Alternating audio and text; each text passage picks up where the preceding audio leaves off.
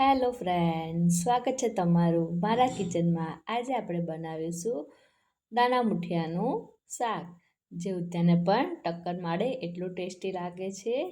શિયાળાની ઠંડીમાં ખાવાની મજા પડે છે. ચાલો ત્યારે આપણે દાણા મુઠિયાનું શાક બનાવીશું. એના માટે મેં જો એક વાડકી લીલા દાણા લીધા છે. એને આપણે કુકરમાં બાફી લઈશું. જે એક વાટકી દાણા જોડે અડધો ગ્લાસ જેટલું પાણી, એમાં અડધી ચમચી કરતાં પણ ઓછું મીઠું, થોડીક હળદર, આ બધું આપણે સારી રીતે મિક્સ કરી દઈશું. હવે આપણે 4 સીટી વાગે ત્યાં સુધી ઉકળતા ત્યાં સુધી આપણે મુઠિયાનો લોટ બાંધી લઈશું. જેના માટે મેં બેસન લીધું છે, અડધી વાડકી સોજી લીધો છે. તમે ઘઉંનો કકરો લોટ હોય તો પણ લઈ શકો છો. એક વાડકી ઘઉંનો રોટલી બનાવવાનો ઝીણો લોટ લીધો છે. એક વાડકી ઝીણી સમારેલી મેથી લીધી છે, મેં ધોઈને ચોખ્ખી કરી લીધી છે. નાની એક વાડકી લીલા ધાણા લીધા છે અને આદુ મરચાંની પેસ્ટ લીધી છે 1 ચમચી.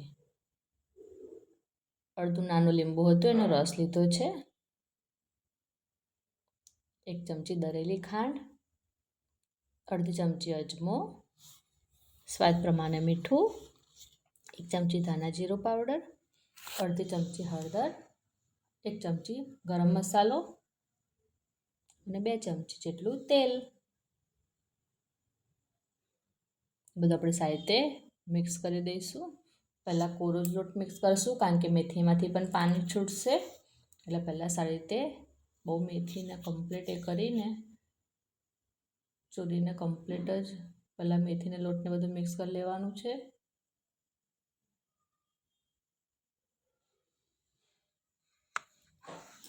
સારી રીતે મેથી તમે મિક્સ કરશો એટલે પાણીમાંથી છૂટી જશે.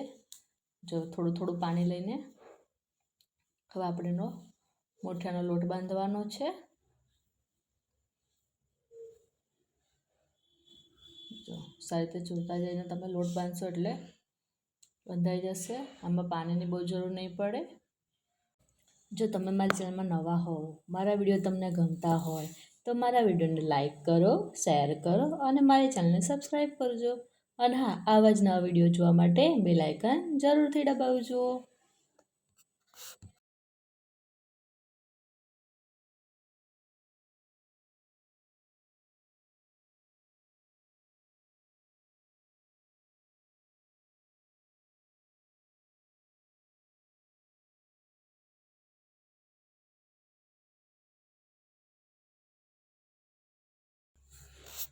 જો હવે લોટ સારી રીતે બંધાઈ ગયો છે. મારો કમ્પ્લીટ 5 ચમચી જેટલું પાણી લીધું છે મેં, એટલું પાણી ગયું છે મારે. જો આપણે લોટને સારી રીતે મિક્સ કરી લેવાનો છે. જો લોટ સારી રીતે બંધાઈ ગયો છે.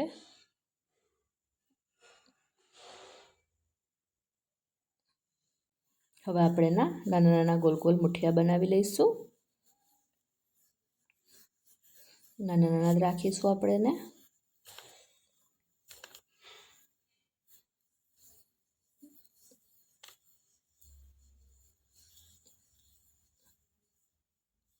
આ ખાવામાં બહુ જ ટેસ્ટી શાક લાગે છે. તમે એક વખત જરૂરથી મારી રીતે ટ્રાય કરજો.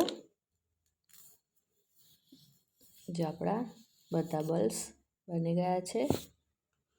હવે બીજી બાજુ કુકરની પર 5 સીટી વાગીને કુકર ઠંડુ પડી ગયું છે. જો આપણી તુવેર સારી રીતે બફાઈ ગઈ છે અને બીજી બાજુમાં કડાઈમાં તેલ ગરમ કરવા પણ મૂકી દીધું હતું. હવે આપણે મુઠિયા તળી લઈશું એને. સારી રીતે ક્રિસ્પી થાય ત્યાં સુધી આપણે મુઠિયા તળીશું.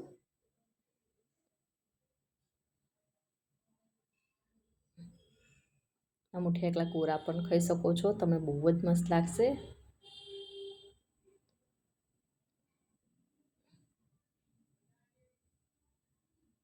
આપણા મુઠિયા સારી રીતે તળાઈ ગયા છે અને આપણે એક ડીશમાં લઈ લઈશું. એ જ રીતે આપણે બાકીના બીજા મુઠિયા પણ તળી જ લઈશું.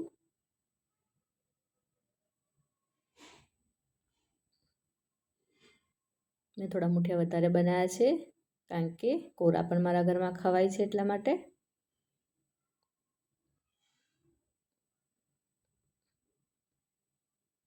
જો આ મુઠિયા પણ આપણે સારી રીતે તૈયાર થઈ ગયા છે.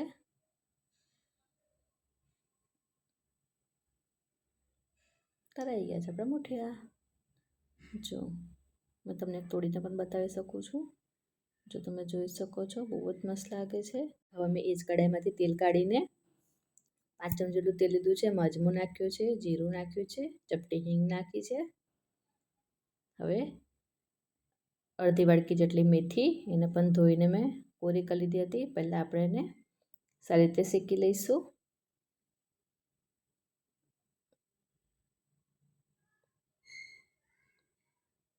મેથી આપણી શેકાઈ જાય એટલે 2 નાના ટામેટાની પ્યુરી કરી લીધી છે, આપણે એને પણ મિક્સ કરી દઈશું.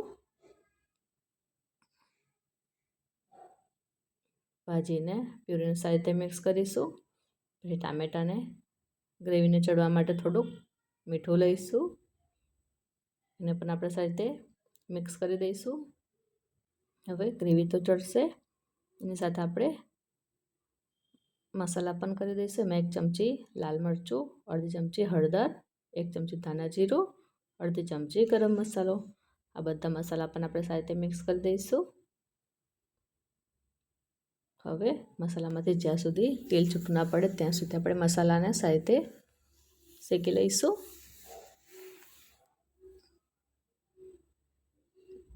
જો મસાલામાંથી સારી રીતે તેલ છૂટું પડી ગયું છે. તો અમે 1 વાડકી દાણા પાણી સહિત જ લઈ લીધા છે. હવે આપણે એને સારી રીતે મિક્સ કરીશું. મેં બીજી એક અડધી વાડકી પાણી લીધું છે, એને પણ આપણે સારી રીતે મિક્સ કરી દઈશું. હવે 1 ચમચી ખાંડ લઈશું કારણ કે આ શાક ખાટું મીઠું હશે ને તો જ મસ્ત લાગશે. તીખાનો પણ ટેસ્ટ આવશે, ગળ્યું ને ખાટું પણ લાગશે તો જ મજા આવશે તમને ખાવાની. જે મુઠિયા તૈયાર કરીને રાખ્યા છે એને આપણે મિક્સ કરીશું. જો મુઠિયા સારી રીતે મિક્સ થઈ ગયા છે, હવે આપણે થોડી વાર એને ઢાંકીને ચડવા દઈશું.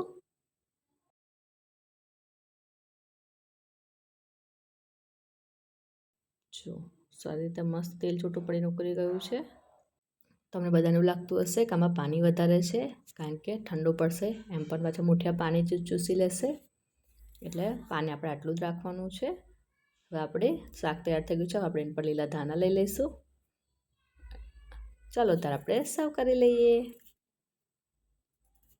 આ ખાવામાં બહુ જ ટેસ્ટી લાગે છે. એક વખત તમે મારી રીતે જરૂરથી ટ્રાય કરજો.